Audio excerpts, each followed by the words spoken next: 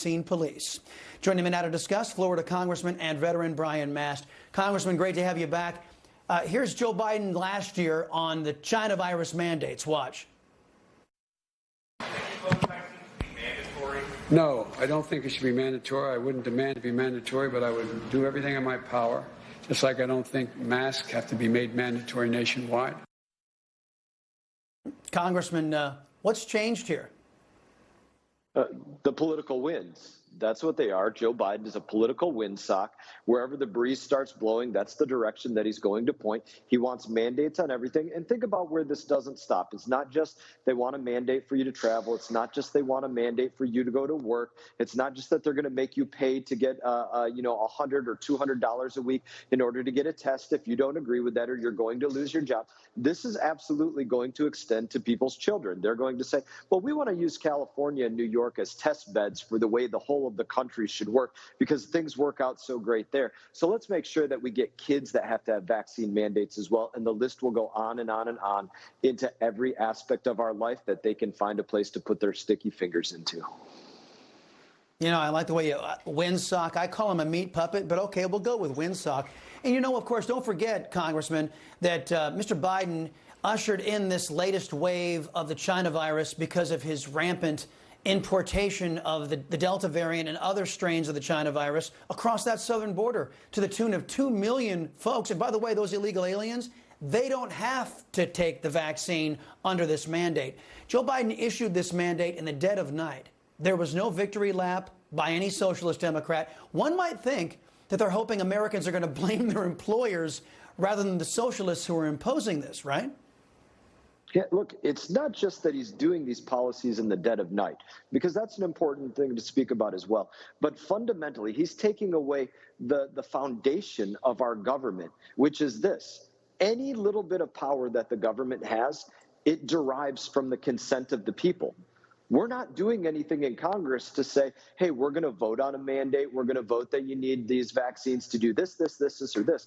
Congress refuses to vote on those. Pelosi's not going to have those and go through any committee, any hearings, anything else. They're not allowing for the consent of the people to be executed. They're doing that on purpose because they know the people do not agree with this and wouldn't have it. And every Democrat would be voted out of office for doing that if they voted on that. So she's smart enough to not have this vote on this, but it's taking away the consent.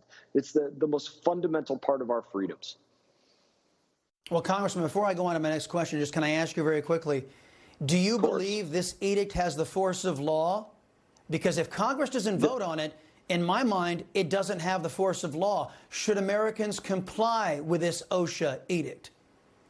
So you literally said the exact truth. It is not law. Let's be clear about this. For something to become law, a member of the House of Representatives like myself would vote on something or not vote on something, and then it would go to the Senate, and the Senate would vote for it, and then it would go to the president's desk, and the president would sign or not sign it into law.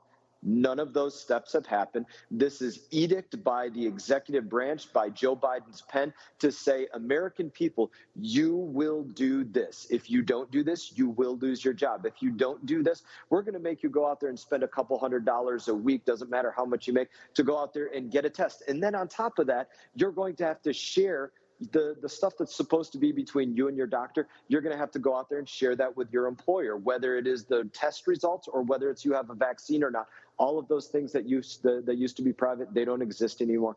Absolutely, this is not law whatsoever. Nobody should look at this as law. And in my opinion, anybody that doesn't want to, you should not comply with this or feel any obligation to comply with this whatsoever.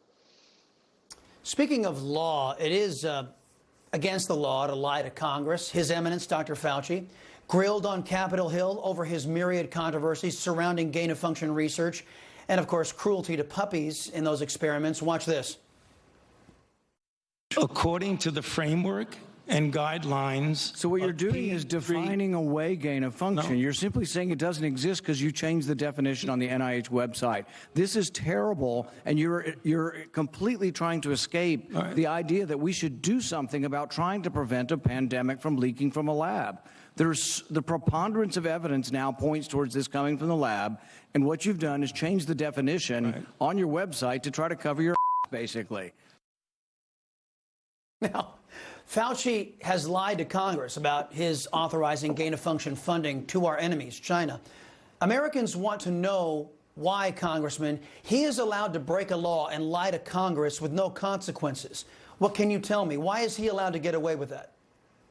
So you can ask the same question about Secretary of State Blinken. You can ask the same question about President Biden and those that are in the Department of Justice and so many other places. Why are they letting them break the laws and have no ramifications, no repercussions whatsoever for this? It's because the left does not care whatsoever about policing the left. That's the reality. They have no interest in policing their own. They have no interest in saying if something disagrees with what it is that they're looking to do and it pushes back against it, that they will look at it whatsoever. They are going to use the Department of Justice, the IRS, any agency that they can to shut somebody up that fundamentally disagrees with them. They did it during the Obama administration.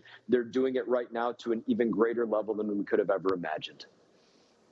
Yeah, as the Biden administration is working on kicking a whole bunch of people out of their jobs, they're also talking about, according to a Wall Street Journal report, paying illegal aliens who broke into the United States $450,000.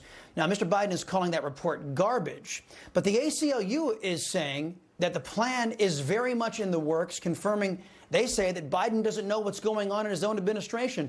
Congressman, this is frightening. Who in the hell is running this country? Is it Mr. Biden or the ACLU? Well, let's pray to God that neither one of those are running the country. We know that President Biden, we just said it, he's a windsock. He's taking directions from every other place. We don't want it to be from the ACLU, but we do actually find agreement on that in talking about the fact that the Biden administration is absolutely considering this. That's not an untruth in any way whatsoever. They're thinking about this. They pitted themselves into that corner in the last administration, talking about, oh, there's kids in cages, there's kids being separated, this is going on, this is going on. They don't care about it under Joe Biden at all. They cared about it under President Trump, and now they're trying to say that there has to be some payment. These guys don't deserve, $4.50, much less $450,000. People on the Hill have been making the comparisons of, what veterans get or other places, if they're killed in combat, or you can list all the comparisons out there.